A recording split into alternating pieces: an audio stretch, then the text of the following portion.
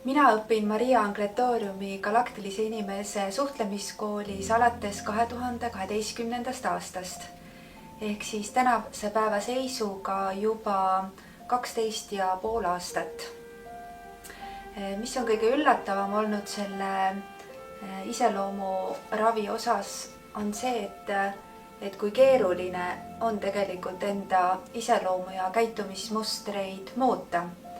Et enne kui ma hingeravikooli tulin, et siis ma ei arvanud, et mul väga halb iseloom on, kuigi ma teadsin ikkagi teatud määral ka iseenda nõrkusi, enda iseloomu nõrkust ka, et muidu ei oleks võib-olla tekkinud ka seda soovi ja motivatsiooni hingeravikooli astuda. Aga ma kindlasti ei osanud enda nagu iseloomule mõelda sellisel viisil, nagu ma seda hingeravikooliis teha olen saanud. Ja eriti just läbi tegevuste ja selliste nagu eluliste olukordade ja situatsioonide, mille kaudu olen kõige rohkem iseennast tundma õppinud. Ja aru saanud sellest ka, et kui palju erinevaid varjundeid egol on, mis tulevad eriti hästi välja just sellistes rasketes ja pingelistes olukordades. Ja pingelistes olukordades toimetulekut on meis ka treenitud. Ja see on ka nagu üks asi, mis selle iseloomutreeningi juures on minu puhul ka olnud raske. Et kui on parajasti olnud sellised rasked perioodid, et siis ikkagi järjepidevalt edasi liikuda ja iseenda iseloomuga tööd teha.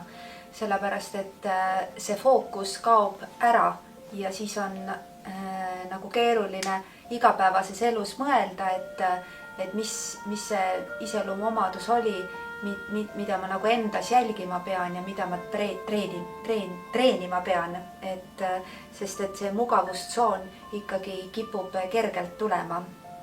Seetõttu, et mustrid on aastate jooksul välja kujunenud.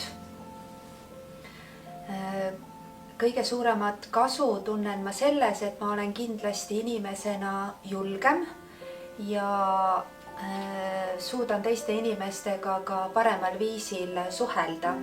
Ja igapäevases elus olen kindlasti muutunud ka iseseisvamaks ja saanud rohkem aru sellest, kui oluline on enda elu eest vastutust võtta selle jaoks, et midagi iseenda elus paremaks muutuks, aga siis sellega koos ka nende inimeste elus, kes minu ümber on. Ja olen kindlasti vähem keskendunud ka sellele, et mida teised minust arvavad. Sest et enne ma ikkagi, kas siis teadlikult või mitteteadlikult ikkagi oli fookus sellele, et ma tunduksin teistele hea ja ilus ja tark. Aga selles treeningus sellisel viisil ei saa toimida, sellepärast, et siis ei tule erinevate nagu eluliste olukordadega toime. Aga nüüd on minu fookus sellel kindlasti vähem, aga see on ka selline koht, mis vajab treeningut igapäevases elus.